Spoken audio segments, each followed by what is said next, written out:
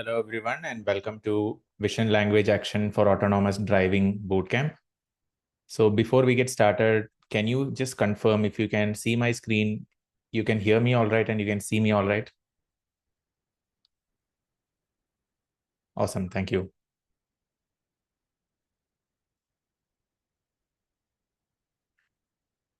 So welcome again, everyone. Today is the day one of the VLA for Autonomous Driving Bootcamp. This bootcamp is part of one of the other programs that we are running at Vizuara called Minor in Robotics. You can find it over here. So this is the minor in robotics program. So I assume that the students who are, or the people who are present in today's lecture are either part of the minor or they are just part of the Vision Language Action for Autonomous Driving Bootcamp, one of them. So I'll just share this link just in case anyone wants to check it out.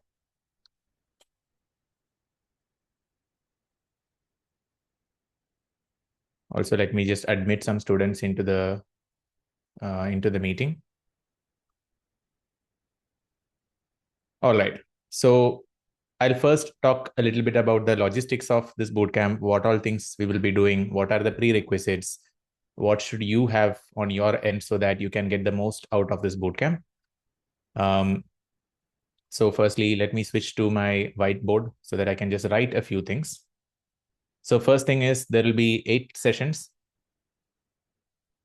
total, and these 8 sessions will be conducted over Saturdays. So we will meet from 10:30 a.m. IST to 12 p.m. IST starting from today. This will be continuous 8 sessions unless there is any change due to, I don't know, some illness or having some scheduling conflict or something like that. The second thing is the focus of this bootcamp is purely autonomous driving. So mostly it will be about self-driving cars. And I will show you the kind of car which you can have if you want to have a physical hardware with you. But we will also have simulation so that in case some of you do not have access to physical hardware, you can work in the simulation environment. Okay, so it will be mostly about a toy car which we can work on. There is one question: how is it different from VLA and World Models Robotics Bootcamp? So there, the primary focus is on concepts such as world models, and it's mostly applicable for arms like SO101, which is a 6 degree of freedom arm. Here we will not be talking about that. We'll be using something like this. I hope you can see my screen, not screen, what I'm holding in the hand. So we will be using a car like this. The one which I'm holding, I'll show you the website also. It's called TurboPi. So that's the second thing. So we'll be using something like a toy car, which can be controlled programmatically.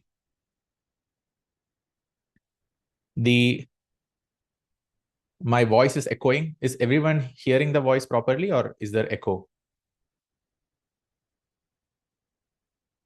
Okay. So maybe it's on the, okay, fine. Third thing is we will be talking a little bit about large language models, specifically in the context of vision. So if there are people in this bootcamp who have no idea about large language models, who have no idea about cross attention, self attention, who have no idea about vision transformer, I will recommend some study material which you have to go through. I will be posting that in the course dashboard, because if I cover that in this bootcamp, that alone will require another maybe 3 or 4 sessions, which will prolong this duration of this bootcamp. We have covered those in detail in various other bootcamps. For the folks who are enrolled in the pro version of this bootcamp plus minor in robotics, I'll be creating a separate Discord channel. I'll be posting the invite link to that channel in the course dashboard today. So you will require some knowledge about how large language model works. The fourth thing is the kind of simulation environment. So there are various options. We can use simulation environments which are already there and famous. But what I have seen is that for beginners, it is very difficult to get started. So we'll be using various simulation environments, starting with our own custom simulation environments. So I will show you one such environment today.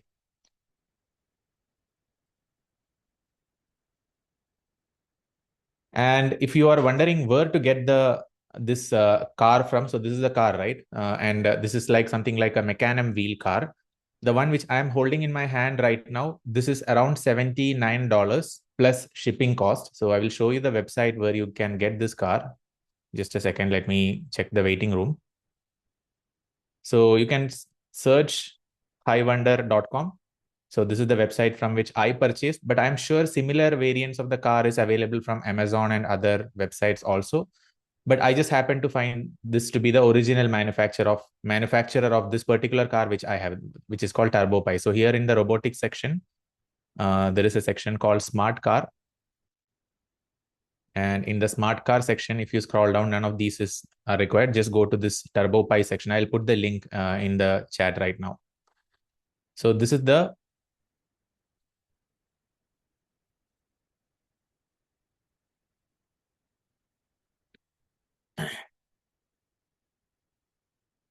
Okay, I'm not sure if I ended up sending the link in the chat. My screen is freezing a little bit. Let me just check once more.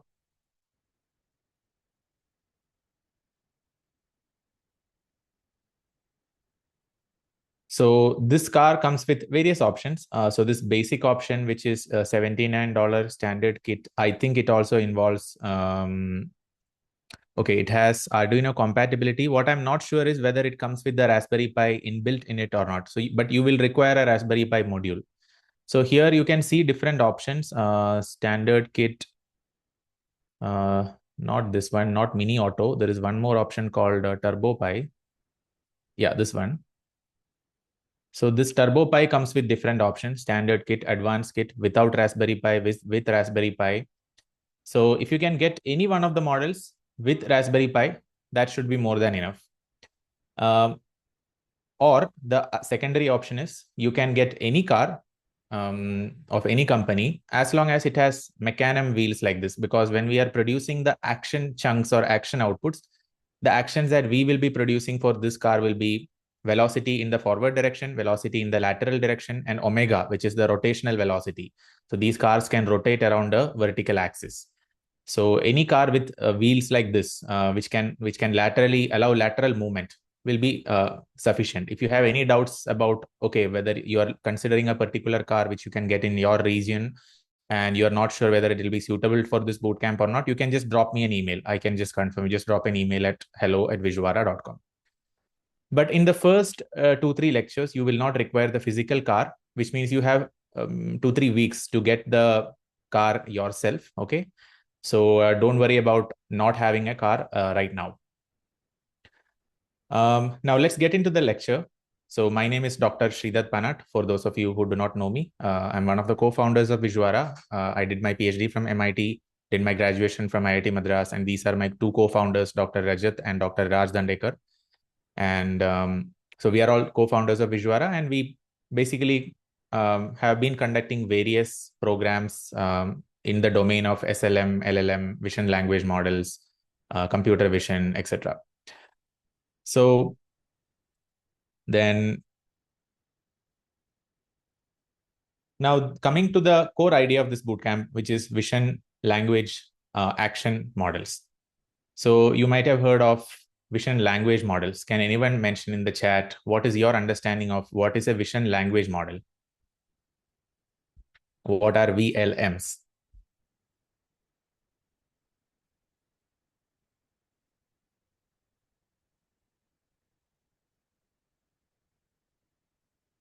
So vision language models can process both input as text and input as image. And there are various ways in which you can unify the representation of the image and the representation of the text in a common embedding space. What it means is if you have an image of a cat and a text which is written as cat, C-A-T, cat, this vector that represents cat and vector that represents the image of a cat can be both very closely aligned in a multi-dimensional space because the similarity between those vectors should be very high. So those are vision language models. So vision language models are really good at understanding the scene. So what we started with, if you look at the history of computer vision, the way it started it is with vision only models, where models like convolutional neural networks can understand the image and classify it into some class. Or as you see in this image, there are cars or pedestrians or traffic lights with a bounding box. So this is called bounding box drawing for object detection. So this is purely scene understanding. There is nothing about action or planning. And this was the core of the computer vision domain till roughly 2019 or 2018. It started with the revolution by AlexNet. AlexNet was introduced in 2012. So for around 7 or 8 years, primarily vision was dominated by detection, classification, segmentation. Then came vision language models. And before that, vision transformer was introduced by Google. And vision transformer showed that transformer architecture, which is used for producing next token or for understanding language, can be also used for processing images. So vision language model, one way to think about that is, let's say you have a car equipped with a dash cam in front of the car. Vision language model can understand the scene. Plus, if you have some questions about the scene, which you want to ask in natural language, the VLM can respond to it because VLM understands your language. VLM also understands the scene, right? So it produces some sort of meaningful language-based representation of the scene that it sees. However, it cannot take any action. So vision language action model is, in addition to understanding the scene, it can allow the car to take a decision of what to do next, whether it should stop, slow down, or go left, right? So this is basically the idea behind vision language action models. Now, okay, this we already discussed. So if a car can simply say, think about what is happening, whether a pedestrian is crossing or whether there is a red light or green light, all of those come under the realm of vision language models. But vision language of action models mean you have to actually do something in the real physical world, which is the most difficult thing to do. So today, the things that we are going to do is, first, we will briefly talk about vision models, vision language models, vision language action models. Most of our time will be spent in these VLA models. That too, most of the models that came after 2023. So we are truly talking about cutting edge models. We will talk a little bit about how those VLAs work architecture wise. But of course, I am fully aware that when I talk about 3 or 4 different architectures in one lecture, I don't expect you to fully understand the architecture in depth. That is anyway not my intention today. My intention today is just to give you a flavor of what VLA models exist out there in the world. So these are the models that we will be discussing: RT2 by Google, OpenVLA, Pi0, Small VLA, AlphaMayo. Out in this family of VLA models, AlphaMayo is the most recent one, which is the most famous from NVIDIA. And we will spend some considerable amount of time in one custom simulator that I have built, where we can, let me show you the simulator quickly. So this is our own simulator where you can drive a car. And okay, my screen is freezing a little bit, which is why the car is moving too slowly. But you can drive a car, collect training data, and based on the training data, in the inference mode, you can drive the car yourself. So by the end of today's lecture, hopefully, if all of you are able to collect enough training data yourself, you should be able to have a self-driving car which goes in this road in a certain way. I'll explain those things in detail. Now, okay, there is a question. Can we also have a look at VLA plus RL, because some of the ongoing research is doing these things? Of course. So when we finally come to implementing all of this in this physical hardware, some reinforcement learning we will have to do for making it perform really good actions. So right now, as we speak, I don't have a fully trained car ready. I have a partially trained car. So if I operate this car right now, this physical car right now, it will do some things, but it's not good enough. So even I am figuring out what are the best models which we can train or fine tune and use in this car. All right.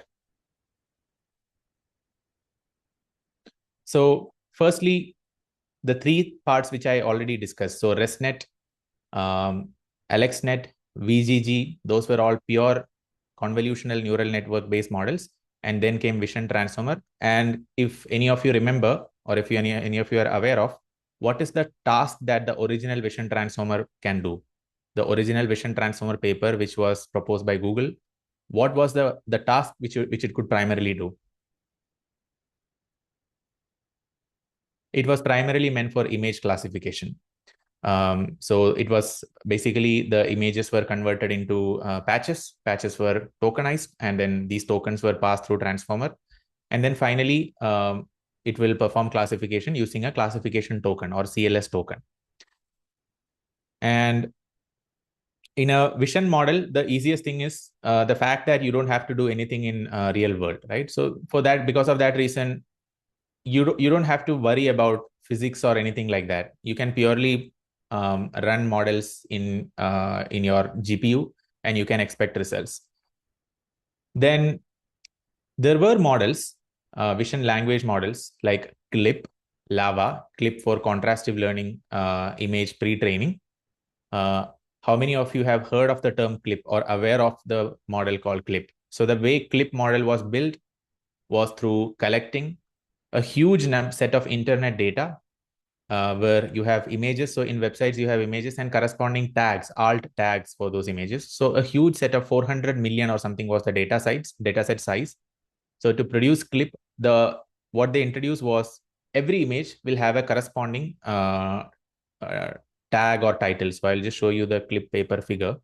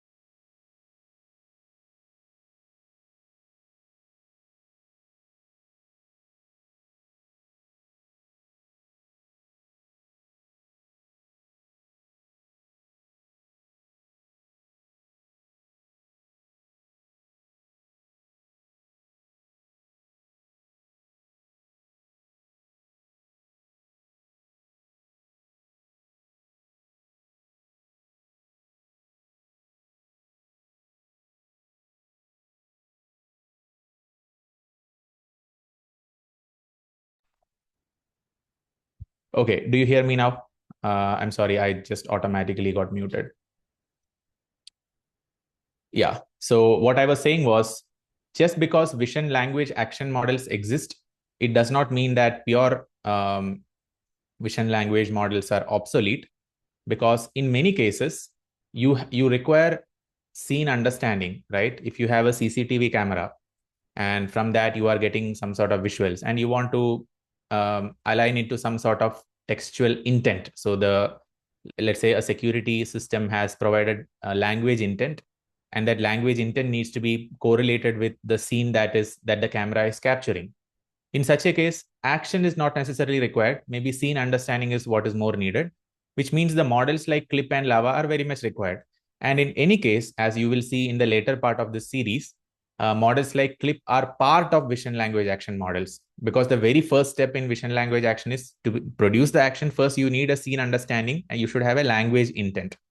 So I will give you a very simple example. Let's say you are driving. You're actually driving a car with Google Maps. The way you are driving is Google Maps will take a left at the next intersection. So you will go straight moment when you see the next intersection with your eyes. So you are looking at the vision component of whatever you are receiving, right? And conditioned upon your language, because you have a language condition provided by the Google Maps, which is take a left at the next intersection. So based on those two, you take the action, which is rotating the steering into the left-hand side direction. This is the example of VLA happening in our biological real world. An equivalent of same thing happening in in a digital world or in physical robotic world is, you tell your autonomous driving car, hey, if the traffic is very high, drive slowly. This is a language intent. Then it has to apply brakes or rotate the steering and do whatever it needs to do based on the vision that it receives using how many ever number of cameras you have. I have read that Tesla cars have like up to 8 cameras. They don't use LiDAR or anything. It's purely based on vision. And that is what Elon Musk also, he has been talking about that for a very, very long time. He's a big proponent of, if humans can drive purely using vision, cars should also be able to do that. Okay, let me go back. So this CLIP model, the great thing about it was it did not require a structured data set which humans created.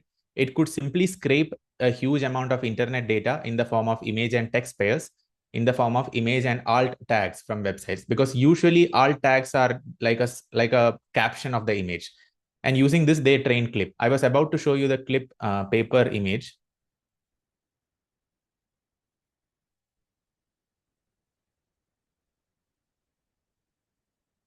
Not paper clip.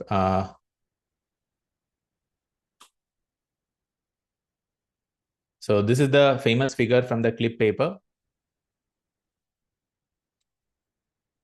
So what they have is they have two encoders. One is a text encoder, one is an image encoder. Image encoder, let's say you have n images and n captions. The n images are converted to n image embeddings. The n texts are converted to n text embeddings. Now what is done is, ideally image 1 is correlated with text 1. Similarly, image 2 is correlated with text 2. So if these are vectors living in the same space, ideally, when you take the dot product between I1 and T1 and I1 and T2, I1 and T3, which dot product should be the highest? You can mention in the chat. Basically, all I1s are I1, I2 are basically image embeddings, T1, T2 are text embeddings. So ideally, if this is a trained clip model, right, the embedding corresponding to image and embedding corresponding to its corresponding text should have very high cosine similarity. Cosine similarity simply means cosine of the angle between the two vectors. So cosine of 0, if the vectors are completely aligned, is 1. Cosine of 90, if the vectors are completely not aligned, if they are vertical, if they are perpendicular, it's 0. And if they are opposite, -1. So here I1 should be corresponding to T1. So I1 dot T1 we have to maximize, I2 dot T2 we have to maximize, I3 dot T3 we have to maximize, and we have to minimize I2 dot T1, or we have to minimize I1 dot T2. So everything along this diagonal of this matrix we have to maximize, everything else we have to minimize. So this was the core idea behind the contrastive loss paper, clip paper. If it was introduced by OpenAI. The good thing is that such models can now be extended to robot learning also. We will see how that works. So the way robot learning works is, when I say robot, I do not necessarily mean robot with arm. I also mean self-driving cars. So when you think about robot, don't just think about a manipulator arm. So most of the robots which you may have seen is this SO101 manipulator. So this is like a static robot in the sense that its base is fixed. It doesn't move anywhere. And it has these arms. And overall, this robot has 6 degrees of freedom. And it can pick and place objects, right? So it's primarily meant for manipulating objects. It does not have a movable base. Now imagine this robot also had some wheels. Then it has to do two things. It has to figure out where to go, and it has to figure out how to manipulate objects once it reaches its destination, right? So doing these two things together is extremely complex. So we are decoupling this a little bit. So in the VLA and world models course, which Dr. Rajat is teaching, he is talking about how you can perform operations on these arms, which are primarily static. And we are trying to figure out how to make things move in a certain direction, which we prefer. And the next level of complexity will be when it moves, once it reaches its destination, or while it is moving, how can you also manipulate things? So one of the dream that I have is in our office space, we have first of all purchased a robot called X-Lay Robo. So this is the robot, and this has basically, this is very expensive. It's, I think, maybe $2,000 or something like that. But basically this robot has manipulator arms along with ability to move. So it can like move around the, you see this video, it can just move around your office or your house, and it can simply clean up the space. So one of the dreams that we have is have a robot like this, which will arrange all the chairs in the office itself. So we'll have to train it on our own setting. And then overnight, we just need to make sure that it has charge. It should have its own computing power. So we'll have a Mac Mini or something placed on the robot itself so that inference is fast. And then it should be able to manipulate things and move around the office itself, right? So this is one of the things which we are planning to do at the next level of complexity. But this is where, in general, the physical AI is moving because AI models are now being able to do actual real actions in the real world. So in the VLA pipeline, the input will be the following. We will have a camera image, and this camera image followed by language conditioning. So if the language conditioning is following the lane, the output that the VLA model produce is action tokens. So these are the 3 action tokens. For example, a robot that is trained on a model like this TurboPi will produce. Can anyone guess what is this Vx, Vy, and omega? What is the meaning of these 3 action tokens, or this one particular action token with three dimensions? It's basically the forward velocity, lateral velocity, and the rotation speed. So this car can basically move forward, it can move laterally, and it can rotate. All the other motions that this car can have is a combination of these 3 motions. So if we have these 3 things, and it has 4 wheels, right? So it has, we need to explicitly tell each wheel, because it has 4 motors, it has 4 wheels. Oh, by the way, one more thing. When you purchase this car, it comes as fully disassembled. It does not come in an assembled format like this. There are a few dozen screws. They will send the screwdriver and everything. So you will have to assemble it fully yourself, okay? But it'll be a very, very interesting activity for you. It's very, it's easy to assemble, but it just takes time and patience. You have to assemble screw by screw, part by part. But at that time, you will notice that there are 4 separate motors, and then those 4 separate motors are independently controlled, right? So somehow this Vx, Vy, and omega has to be converted into motor commands, or commands that the motor will understand, which can be done through something called as inverse kinematics. So we'll not go into the details of that, but basically, at the end of the day, the output which you care about is this Vx, Vy, and omega from your VLA model. Now, this we already discussed, why getting action prediction is very difficult. Can you tell me, see, ChatGPT can take images as the input, right?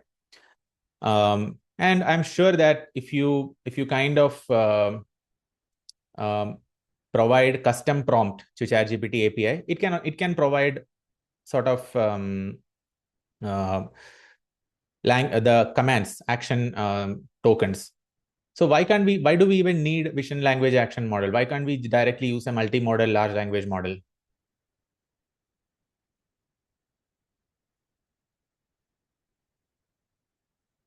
Like, why do we need VLA if a model like ChatGPT can roughly predict if this is the current image and this is the goal?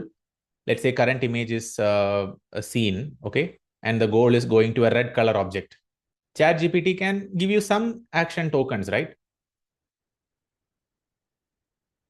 Basically, the problem is, see, ChatGPT is a model which is, first of all, not directly trained on this. That is first issue. Second thing is, look at the rate at which you need to provide actions.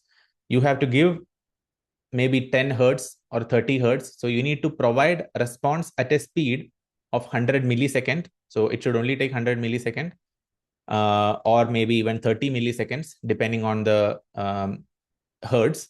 So you need motor commands that are precise and non-hallucinated at a very high frequency, which means a traditional model, large language model like ChatGPT, or traditional multimodal models like GPT or any other models, you cannot use directly. Then the car will move extremely slowly. It will give output. It may, to prevent hallucination, maybe you can give very good custom context. Of course, you can do all of that. So hallucination may be minimized, but the latency will be so much because your car will not at all move as fast as you want. So that is one of the biggest problems. There is one question from Shlok. Do wheels rotate on vertical axis? How can it move laterally? Great question. So these wheels are called mecanum wheels, in which the wheel themselves can rotate, but on top of the wheels, there are these tiny rotating cylindrical things which are aligned at a 45 degree. So based on the rotation of the wheel, these rotating elements which are embedded on the wheel, there are, I think, 1, 2, 3, 4, 5, 10 of these. So on each wheel, you have 10 separate rotating parts. So those rotating parts which are aligned at sort of like 45-degree angle allows you to also have lateral movement, right? But wheels themselves rotate, of course, on a horizontal axis. Okay. So this we already discussed. So basically, we need precise motor commands at 10 hertz or 20 hertz or 30 hertz, which is the biggest challenge. And you need it to be very accurate. Otherwise, your car will go and collide somewhere. Now, okay, this is just a quick quiz question. A self-driving car uses VLA model to analyze its camera feed. It correctly identifies a child running toward the road from behind a parked car. What happens next? A, B, C, D. You can just read and let me know what happens next.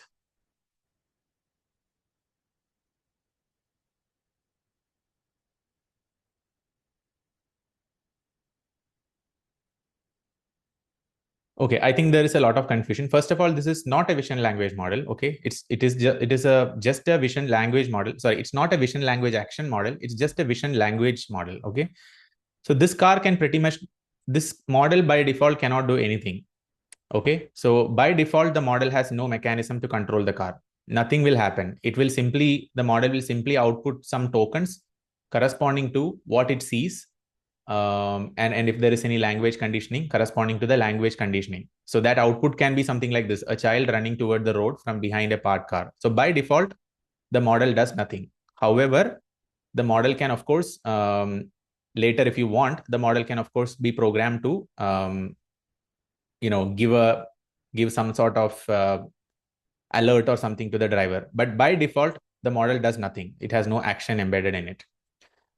Now, let's look at a little bit about the architecture of vision language action models.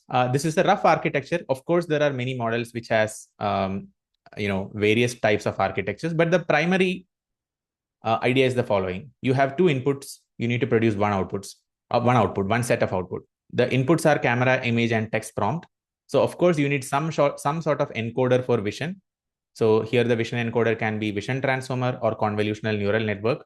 At the end of the day, you have to create a vector embedding corresponding to the image that you are seeing. And that too, you have to do frame by frame. You will have a text prompt. The text prompt can be something like, hey, if the traffic is very high, you have to drive slowly. So that text prompt, you have to embed using a language encoder. And that encoder will produce tokens corresponding to the text prompt. And then, can you tell me, why did I write cross-model fusion or cross-attention? Why do you need cross-attention between these two?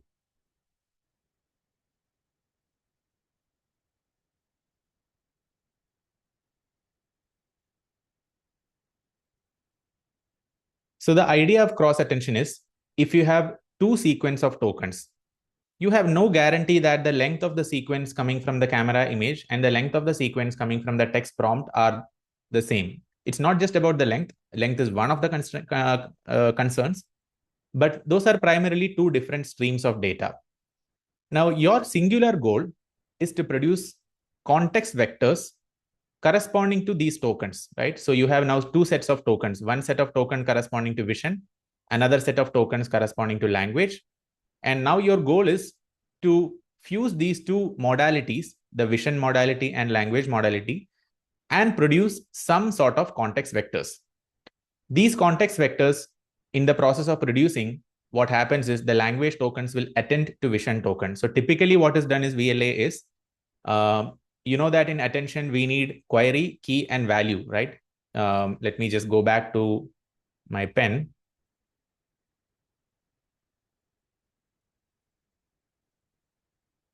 So you need query, key, and value. Can you tell me, in cross attention, who provides the query and who provides the key and who provides the value? Meaning, which tokens are projected into the query space, which tokens are projected into the key space, and which are projected into the value space. In the cross attention, I'm not talking about the self attention. I'm talking about in this cross attention module, which might be converted into query, which might be converted into key, and which into value. Typically, in many VLAs, the conditioning is based on language. So language tokens are converted to query. This is typical, but of course you can imagine doing the opposite also. But typically language tokens provide query, meaning those tokens are projected into the query space. Image tokens are projected into the key and value space. Then cross attention between language-based query and image-based key. And then dot product softmax of query dot key transpose divided by square root of D multiplied by the value vectors corresponding to value. And then what results here is, what could you call as the output that appears at this location? What is here? The output of this cross attention module, what is that called? It can be called anything, but what is a good term for it? A good term for it is the context vectors corresponding to your tokens. Now, can you tell me what will be, based on our discussion so far, how many context vectors you will have?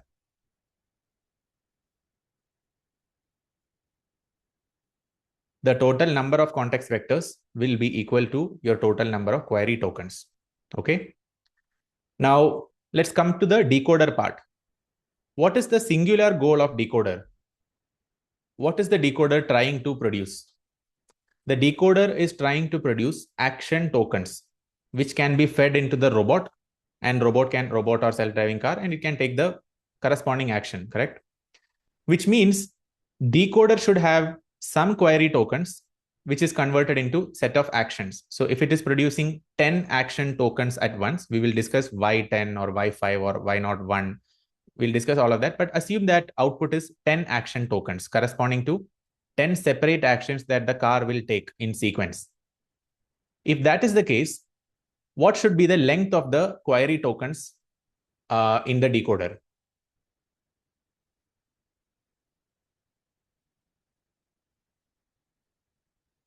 At the end of the day, the tokens at the output are query being transformed into context vectors. Query is attending to key, then you multiply with value, right? So these are the query tokens, which are either initialized randomly or initialized as zeros. Those query tokens will attend to the context vectors. Sometimes those query tokens will also have a self-attention with masking. We will discuss all of this in detail in the upcoming lectures. I'm just setting some background for you guys. So I'm not expecting you to 100% understand everything today, but I'm just giving you a flavor of how vision language action models can work. Query tokens will apply self-attention among each other to produce context vectors. Those context vectors will cross-attend to the context vector coming from the cross-attention module, resulting in new set of context vectors on those, and those new set of context vectors will be basically the final, resulting in the final action chunks. So we need a vision encoder, we need a language encoder, we need a fusion module where language and vision are fused. Then we typically need an action decoder, which will produce the action tokens. Without action decoder, you finally will not have the final set of actions. So most of the VLA which we will discuss are kind of like this. Now here is a simpler version of the VLA, which we will actually implement today. This is slightly simpler. So image input is BCHW. This is the dimension. What is this BCHW? What is B? B is the batch size. C is the number of channels. H is the height and W is the width. So image will be processed in batches. It will have RGB or multiple channels, right? And what is this N patches and what is this D_V? So B is batch. In visual features, what are these N patches and what is this D? N patches is, in vision transformer, typically images are converted into patches. Each patch might be 14 by 14 or 16 by 16, depending on the transformer architecture. D is basically the dimensionality of the image space. So if the image space is having 768 dimensional tokens, this DV is basically that. So I'll just show you a tangible example. So if you have an input image with batch size B, RGB, so 3 channel size is 3 and size is 224 by 224. And let's say your visual features are such that the dimensionality of the image embeddings are 512.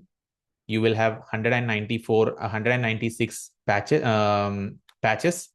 B will be the batch size. And similarly, language, let's say the number of tokens in the input of, you gave a sentence input, which are converted into number of tokens. So N patches is number of patches which the image is divided into. So if the image size is, the patch size is 14 by 14, you have 14 patches along the row and 14 patches along the column. And that will be 196 patches. Then language tokens, let's say you have 77 tokens. each of dimensionality 512. A simple way to fuse the representation is, instead of using cross attention or anything, you simply concatenate this. So this visual tokens are in 512 dimensional space. Language tokens are in 512 dimensional space. Batch size is B for both, but the number of patches is n patches for image. Number of tokens in that language is n tokens. You simply add those two, meaning you are concatenating the n along this particular dimension. So your fuse representation will be B comma 196 plus 77, whatever that number is. What is that? 273, right? Comma D, where D will be 512. So now this fused representation will be utilized for producing the action output, which will be Vx, Vy, and omega. Okay, so we will see a variant of this today, where there is no transformer utilized. We will purely use a concatenation based fusion, and that will be finally resulting in the final action tokens.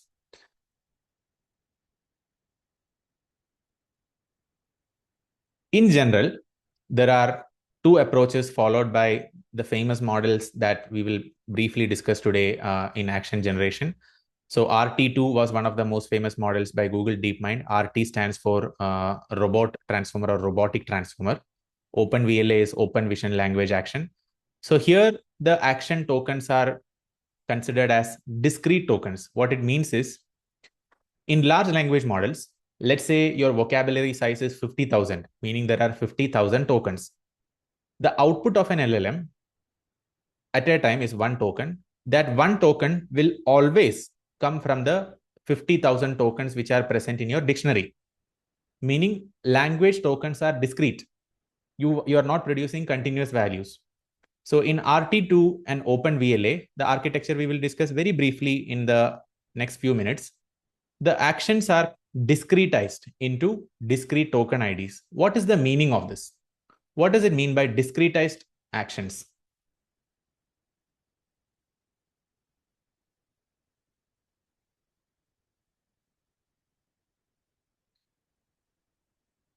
Think about it. What are our actions? V lateral, V forward, and omega. They can be any real number, right? Within a range.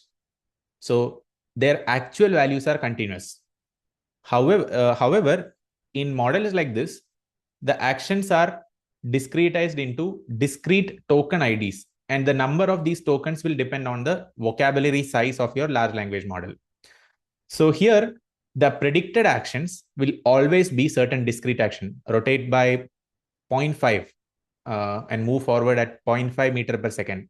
So if your range of velocity is from 0 to 5 meter per second, and let's say you're discretizing it into 100 pieces, basically you can go from 0 to 5 meter per second, but the resolution will be 5 divided by 100, 0.05 meter per second, which is 5 centimeter per second. That will be your minimum resolution. So your model will predict either 5 centimeter per second, or 10 centimeter per second, or 15 centimeter per second. It cannot predict something in between, right? So the issue here is that precision is lost.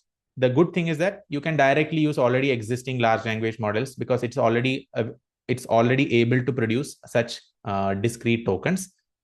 But there are continuous action prediction models like action chunking transformer, ACT. We will definitely discuss that at a later point in this course. Pi0 or small VLA. These are very, very modern models. Small VLA, if I remember correctly, it came in 2015, which can predict any continuous value.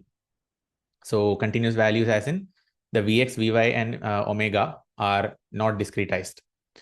But there are downsides also. Downside is that in continuous action model, you have to have a separate decoder. You cannot use the already existing token producing decoder in large language models. You will have to have your own separate decoder, which means it will involve more training, right? But it comes with its own benefits. So I'm just giving you this idea just so that in the future, for the future lectures, you can have a mental model. Okay, there are models which can produce discrete tokens and continuous tokens. There is another idea called action chunking. Action chunking is the concept behind ACT or action chunking transformer, where instead of producing the next token sequence or next chunk of action, next collection of action, you produce 10 of those. So instead of producing Vx, Vy, and omega for the next time instant, you produce it for the next time instant, the following one, and like that, you are projecting up to 10 time instances into the future. So if your frequency is 10 hertz, okay, in action chunking where you are producing a chunk of 10 actions, you are projecting into the future by how much time? If the frequency with which you are providing motor commands is 10 hertz, what is the duration in the future to which you are projecting?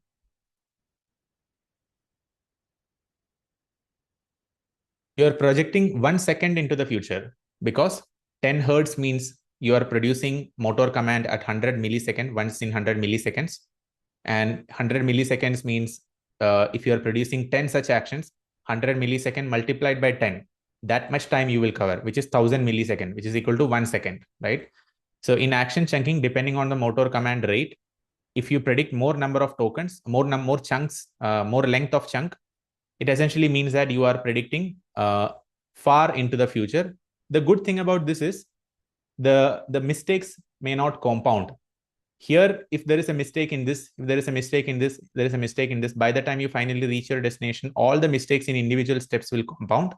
Here, that issue is not there. But of course, there are other issues where to produce the action chunks, you are having more computational expense, because it's not as easy to produce one chunk versus 10 chunks. We will discuss about ACT also in the upcoming lectures. One difficulty you should realize is that for those of you who are familiar with Lay Robot or other robot learning framework, is that if you look at the SO101 arm, right, this one is actually fairly standard. Whether you look at this arm or this RT2,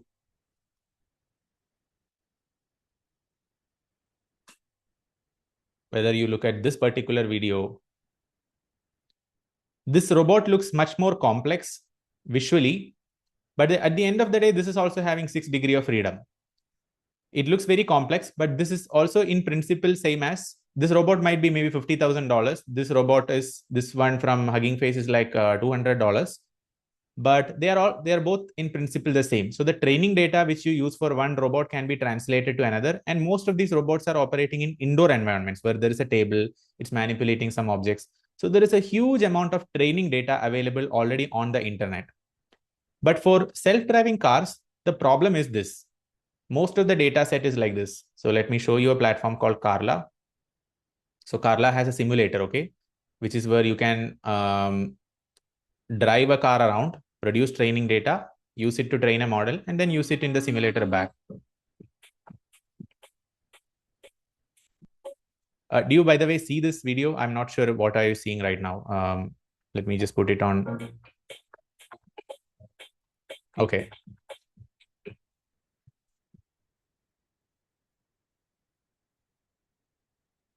So in Carla Simulator, this is a 3D world. Okay, this is not real video of cars driving. These are like a game. It's not a game engine, but it's like a 3D world.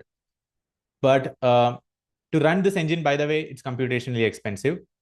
And even if you have a lot of data of simulation in Carla, how do you transfer it to this guy? This TurboPi is running in indoor, right? It's seeing only indoor data. It's never ever seeing cars like this. Plus, so whatever training data available on internet, which is meant for real size cars, will not directly apply for this. On the other hand, you can transfer a lot of learning which already is there in the bigger versions of the 6 degree of freedom robots. You can transfer it easily to this Lay robot arm, SO101 arm. So this is one difficulty. And because of this reason, in this bootcamp, we will not be able to use any of the models on the internet directly. We will have to custom fine tune our own models, or we will have to train our own models from scratch. So that is one difficulty. But that being said, it also gives us an opportunity to produce something which does not exist too much on the internet. Maybe we can be the first group of people who produce a large scale training data for this TurboPi model. Maybe we can have 1,000 training episodes and we can launch it as a open source data set which anyone can use for training in the future. So this difficulty also comes with a lot of opportunity. We will discuss all of that in the upcoming lectures. But in the chunking part, the good thing is that you are looking at the future a longer horizon in the future, and that means you have lesser scope for mistake. Now, there is a concept called imitation learning, which we will be actually implementing today, where you as an expert, let me just stop sharing. Can you please delete the annotations on the screen? I think somebody is drawing by accident. The thing is, I don't have control over the screen annotation. Just a second. So in imitation learning, the way it works is you as an expert, you will show how the car drives first, and then you collect the training data. And then that training data you will download, and then you will train the model. All right. So let's actually try one of this in our own platform. So I'm going to share a link with you. Everyone, please open it. Let me first close all of this.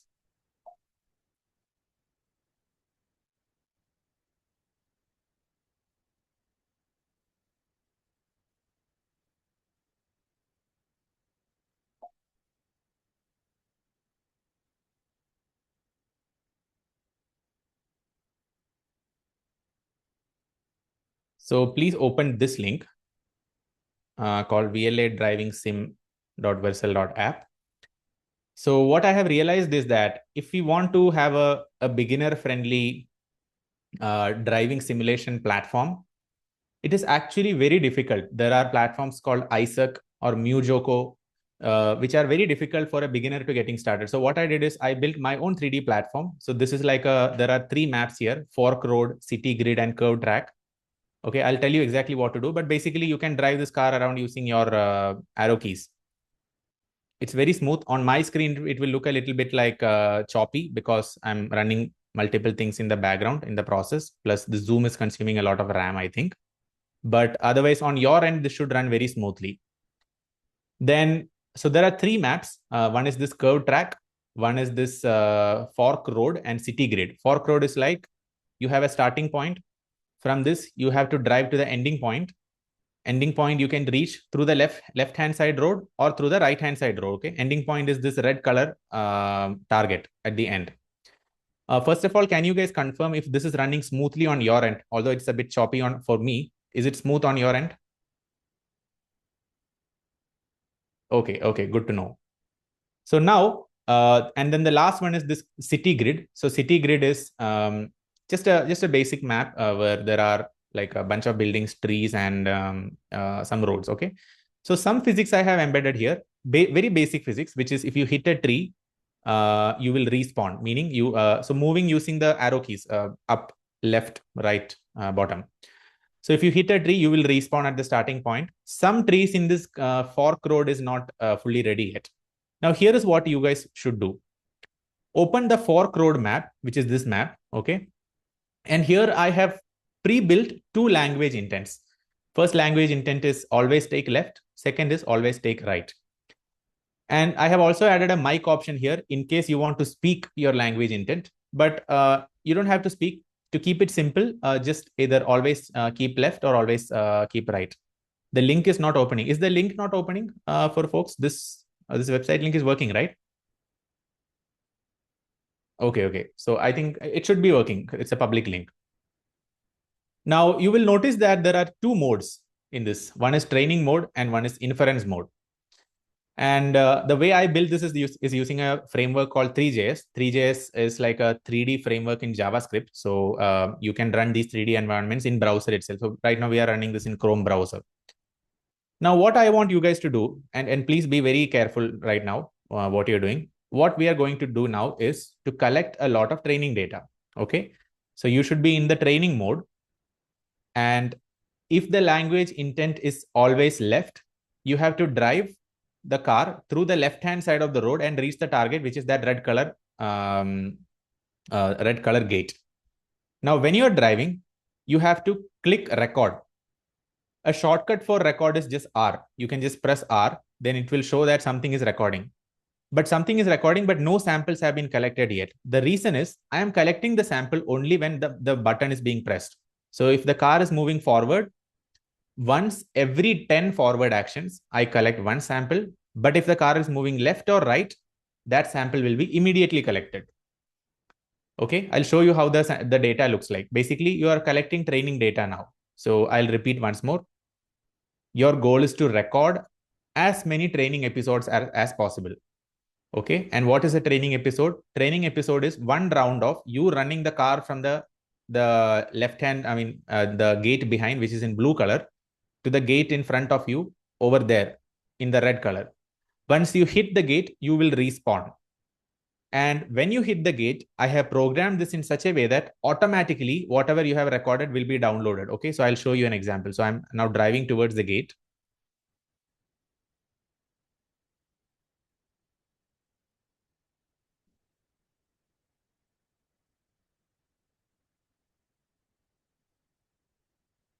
It's impossible for me to drive this right now properly because of my Chrome being busy with the rest of the processes. But you will see that a JSON file will be downloaded. Now, can you guys tell me what is the data set that I need here? What is the training data that we are collecting? What do we need if we want to train a model so that this car can drive forward? What are the data sets we need?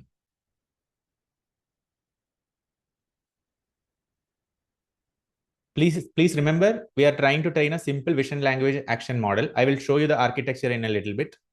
But we need three things. We need images, we need the strokes or the action, and we need the language intent. So language intent is whatever is put here. If it is always left, that will be the language intent. Otherwise, always right, that will be the language intent.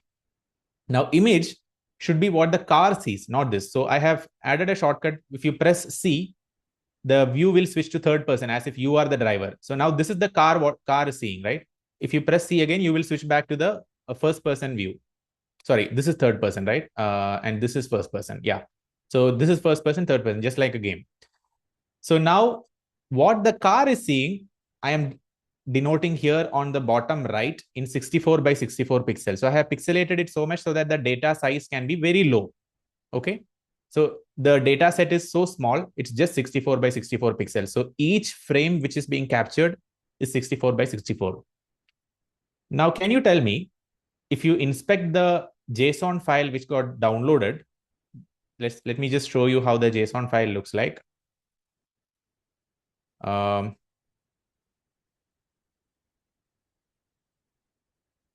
so these are the two JSON files which just got downloaded as a result of my driving. Okay. I just want to show you a few things.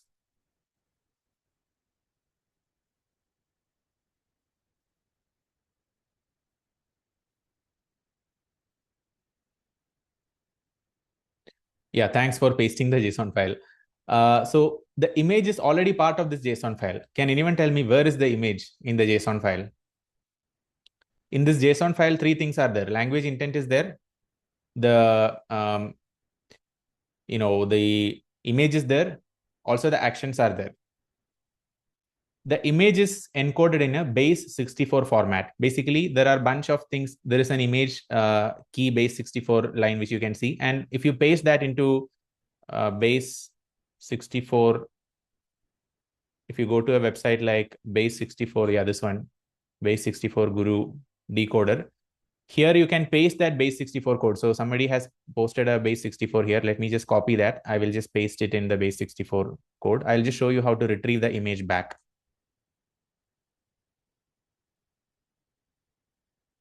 Can anyone just crop the base 64 and just paste in the chat? I'll just copy that and put it here because my system is a bit slow right now, because of which I'm not able to copy easily.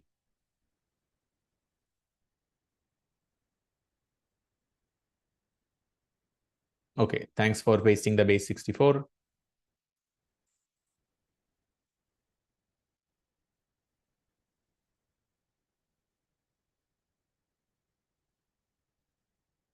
So I'll just show you a demo.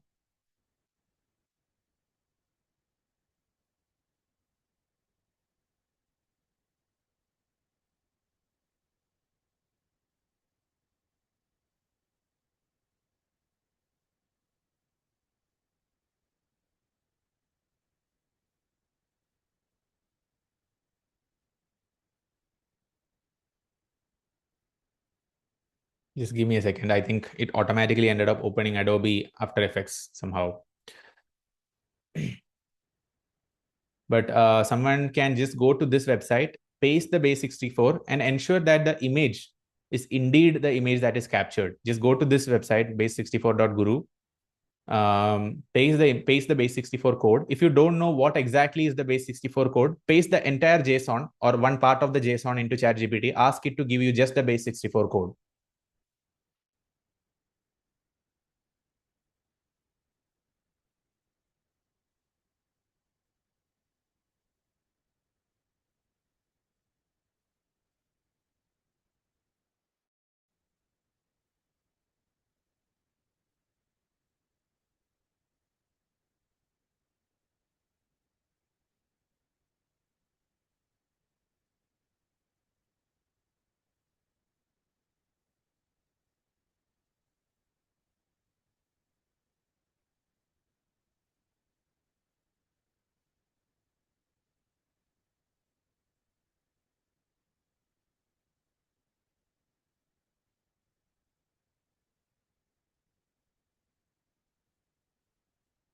Yeah, that preview image that you have pasted, it's basically the image. Okay, so like that, you will see that the JSON file contains the base64 image embedded. Let me see if I just pasted the right thing, decode base64 to image. Yeah, see, this is the base64 image corresponding to the code which is provided above. Okay, so now this JSON file contains the training data. You will also see that the JSON file has section called actions. It has also a section called the language intent. Let me just give me a second. I'm just stopping the screen for a moment. Let me just close the some background processes.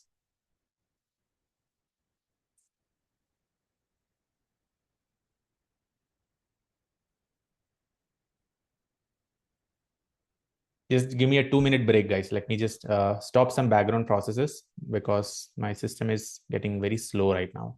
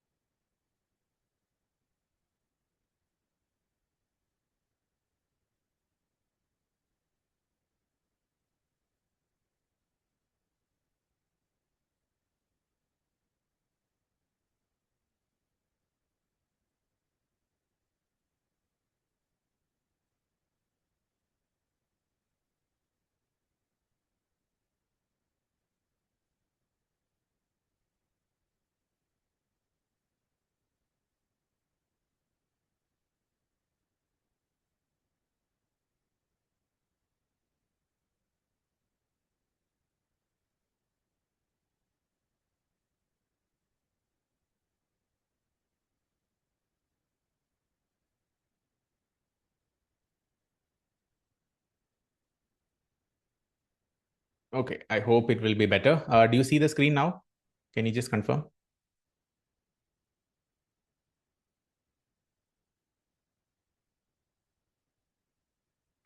Okay, thank you. Okay, one thing I notice is that whenever I'm opening the simulator, it's consuming a lot of my RAM. For some reason, Chrome is consuming a lot of RAM. I think when I'm opening Zoom and that together, it's like my system is not able to handle it for some reason. But normally it is fine, I think. Anyways, so now what I want you guys to do is, let me try opening it once more.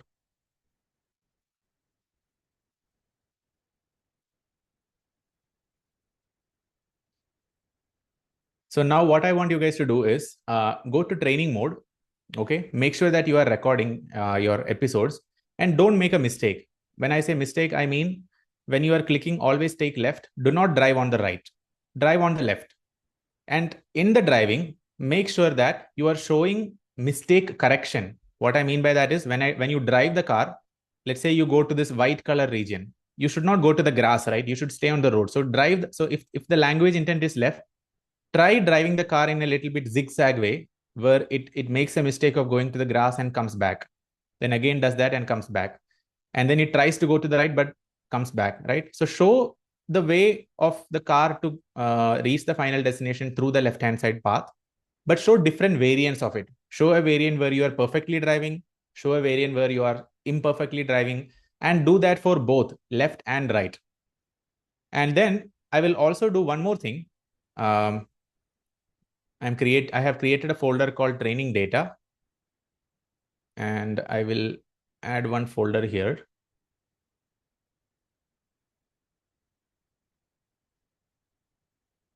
called live training data.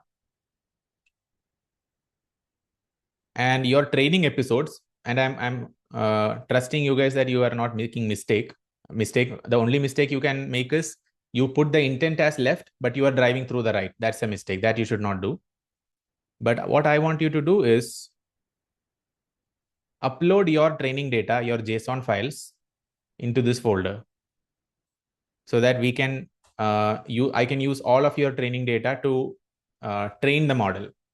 Now I'll tell you what the model is that I haven't discussed yet. But before that, I will show you how it works in inference. So for inference, what I need to do is like switch to inference mode. And here there will be a model.json. So model.json you will get when you run a Google Colab notebook in which you are uploading the training data. This also I will show you in a moment. So you have to drop the final trained model here. I will show you what the format is and everything. But I want to show you first one result of how post training the car behaves.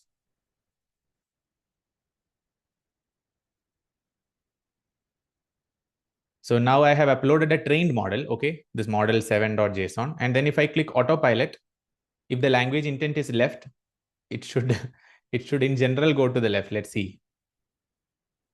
I think something is going on right now. Let me just try once more.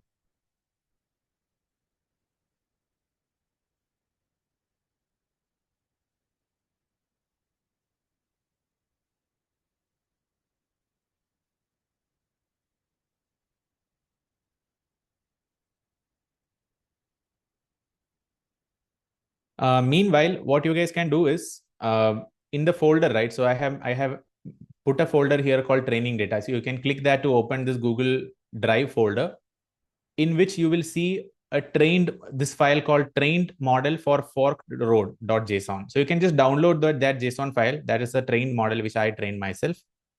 You can upload that here in the model.json and then try driving it in autopilot mode and try changing the language intent. First put language intent as left, and then try putting it as right and tell me what you see. In my case, if my browser was not so busy consuming so much RAM, it usually runs very smoothly, not very smoothly, kind of smooth. Cannot switch to autopilot mode. You can try refreshing if it is not possible, but basically go to inference mode, then upload the model. Only after you upload the model, you can switch to autopilot mode. So first you need the model. So go to inference, download the model from this training data folder, upload it here, then it should show the model name. Then autopilot will be enabled. Then click autopilot. Then the car should ideally move in an autopilot mode properly, not like this. I don't know what's the issue right now. Yeah, I know. I know you don't have access to the model, but I'm just giving you the already trained model here in this folder. This folder is available here. So this, if you click the training data folder, it will open this folder called Simple VLA Training Episodes. In that, you will see a model called trained model for fork.json. So it's a JSON file which contains the weights and biases of an already trained model, which where I recorded 60 episodes. So I had roughly 30 episodes where I went left, roughly 30 where I went right. And then this model is being used for okay, you are getting cannot connect to server error because you clicked connect button. No need to click connect button. This connect button I enabled for a particular reason. I'll tell you why. Think about this.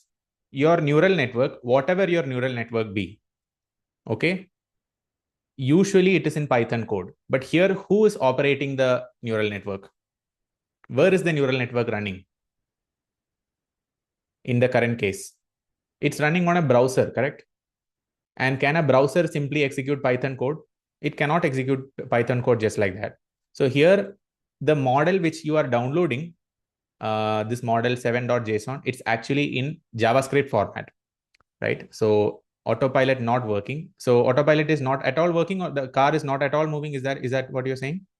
Or car is moving, but it's not moving to the right direction. Okay. For anyone the car moving with the with this model 7.json?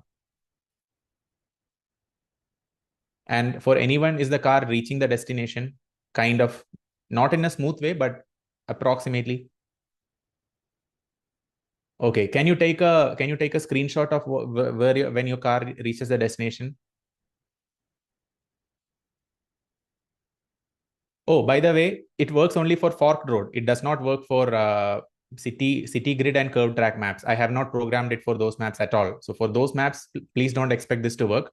But for forked road, ideally, with the model which I have provided you, always take left and always take right means it should be able to do it. Okay. Now what you have to do is the following. You have to record at least 50 or 60 training episodes where you drive the car around, not in autopilot mode, in the training mode, and download the corresponding JSON files. Downloading the JSON files will be completely automatic in the sense that, okay, let me first respawn the car a little bit. So what you need to do is start the car from here. Look at the intent. If the intent is always take left, then in your training data, always drive through the left. But that driving, you do it in different ways. Then you change the intent to right. Then around 20 or 30 times drive through the right. So you should ideally have, if you have 50 such trainings, you should have 50 JSON files. Then what you need to do is, I have attached a Google Colab notebook. So if you click this button, your Colab notebook will get downloaded. Okay, so I'll just show you how to run the Colab notebook. Let me just close this. I think, guys, it should ideally work. If it is working for few people, I'm 100% sure it should work for everyone. If it is not working, it's probably because the process is not followed exactly, or something which I don't know, the mistake. Only one JSON should be used, of course. Now, let me show you how to train the model once you have the training data.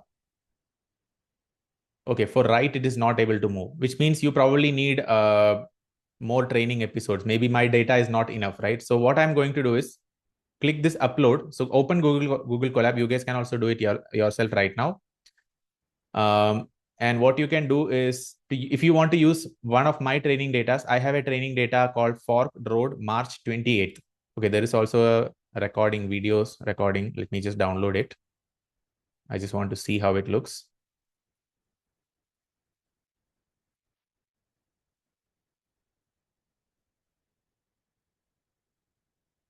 I'll just reshare my screen, guys. Just a second.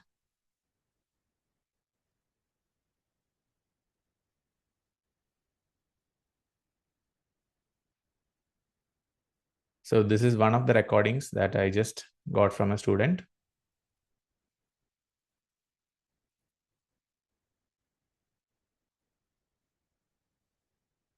Always drive through the left. But that driving, you do it in different ways. Then you change the intent to right. Then yeah, see, this is exactly what we were expecting. So I hope this is with the JSON file which I provided. let me just now go back to the Colab. So in Colab, what you need to do is click browse and upload the Colab notebook, which you downloaded from the website. So from the website, if you click the download Colab, it should give you a Colab notebook. And there I will explain you the code and everything. Guys, all the links, everything is provided on the website. If you click the training data, from there you will see the link to the JSON. If you click the Colab, you will get the Colab. Now this is the Google Colab notebook.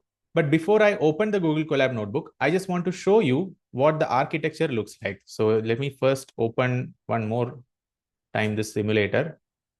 If you click this architecture, it should open a page which displays the architecture that I'm currently using. Okay. So camera image is 64 by 64 by 3. So 3 channels, 64 by 64 is the resolution. Then con 2D, we need 2D convolution where the number of channels increase from 3 to 16. But I'm using 3 by 3 convolution with a stride of 2, which means my spatial resolution will shrink by a factor of 1/2. So my spatial resolution will go from 64 by 64 to 32 by 32. Number of channels go from 3 to 16. And then I have ReLU activation followed by another 2D convolution. Again, ReLU activation, 2D convolution. So in each 2D convolution, what happens is number of channel increases. So here it is 16. So here it was 3 channels RGB. Here it is 16. Here it is 32. And here it is 64. And you can also see that the spatial resolution shrinks after each 2D convolution. From 64 by 64, you go to 32 by 32, then 16 by 16, 8 by 8. And finally, after global average pooling, the final representation of my image, this image, is with just one vector of dimensionality 64. So every single image in the training data will be converted into a 164 dimensional vector. Now, similarly, so here tell me, are we using any transformer architecture? Is transformer coming into the picture? Transformer does not come into the picture. This is a pure convolution operation for extracting features from the image. Now, in language intent, I have made it deliberately simple. There are only 2 intents, right? Always take left or always take right. So I can denote those 2 by 0 or 1 or something like that. And then my goal is to represent the language intent using a 32-dimensional vector. So basically, you are projecting this integer into a 32-dimensional space using this nn.embedding. So what I have done is I did not use any large language model or small language model or anything like that. I created a trainable embedding, which will be a mapping from these integers, which are 2 integers are there, into a 32-dimensional vector space. So this, what the vector values will look like will depend on your training. So as the training epochs progress, this vector will change its value. And finally, we will have 2 sets of vectors, one vector corresponding to always take left, one vector corresponding to always take right. The dimensionality of those vectors will be 32. Then what I am doing here is, there is no cross attention. So here to fuse the image part and the language part, I'm not using cross attention. I am doing simple concatenation. So this 64-dimensional vector and 32-dimensional vector is concatenated to produce a 96-dimensional vector. Now this vector, what do I need to do? So here language and image fusion happened. So language provides the intent, image provides the vision. Now what should this become? This 96 should finally become what size? The 96-dimensional vector should become the size of whatever is our action. So if our actions are forward, left, or right, or if the action is forward, left, right, back, because here we have 4 buttons, right? This 96 dimensions should somehow now become 4 dimensions. So here I have added a projection layer, which you can imagine to be like a decoder, but obviously this is not a decoder. It's a simple projection layer, where first the 96-dimensional layer is projected into 64 dimensions. So here will be there will be a fully connected neural network followed by ReLU activation, then another fully connected neural network which projects from 64 dimensions to 4 dimensions. And then why do you need sigmoid here? Can you explain why do you need sigmoid?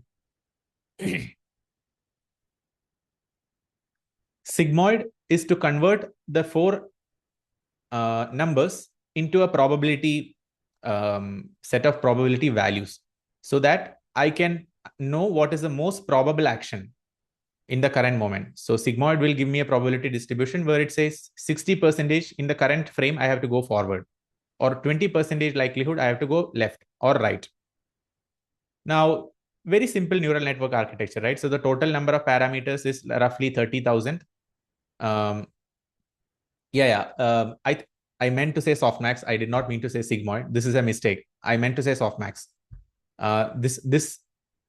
This I had used both versions, so I don't know which code I have provided you right now, but 2 minutes ago I said probability distribution where I meant to say softmax, but it's written sigmoid. So here I meant to write softmax, okay, not sigmoid. I have two versions of the code. One version where sigmoid is there, one version where softmax is there. So in the sigmoid version, the reason why I included it is because every individual action is a probability, meaning there is a probability for typing forward, there is a probability for typing left. Because think about it, when you are actually driving the car, are you just pressing the forward key, and when you are turning left, are you pressing left alone? No, right? You are pressing forward and left simultaneously. So there are some actions where forward is having maybe likelihood of 90%, left is also having likelihood of 90%. So so I had different versions of the code. So in many versions of my code, I enabled actions where two actions can be taken simultaneously, forward plus left or forward plus right. In that case, a sigmoid helps me tell how likely is the forward action. If the likelihood is confidence score is 0.6, which is greater than 0.5, I will say press forward. Similarly, if the confidence score of left, which is predicted by sigmoid, is let's say 0.75, I will say also go left. So it will be forward left, which is how you realistically drive the car. Back is almost always zero because in none of the training data we ever use back. So even if the action space is only 3 dimensions, it's okay. You don't need 4th dimension here. But most of the actions, when you download the action and when you look at it, you will see that 90% of the actions will involve forward, because when you're driving the car, almost always you are pressing the forward button. 20% of the times you may have left, 20% of the times you may have right. The fraction of instances where you have left and right are very less. That is the reason why in the simulator, if I go back to the simulator now, if you enable the record mode on, if you simply press forward, you will see that samples getting collected is 0. The reason is I have deliberately ensured that only 1 out of 10 forward actions are sampled. Otherwise, my data will become overwhelmingly forward.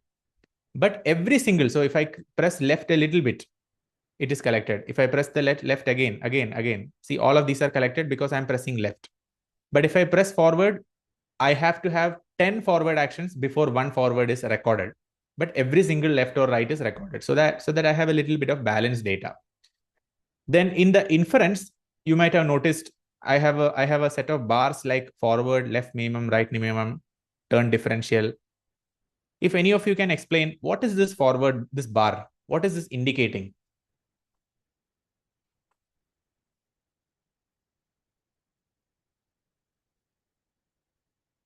Percentage of what? Okay, I'll ask you alternately. If I keep this here, what will happen to my car?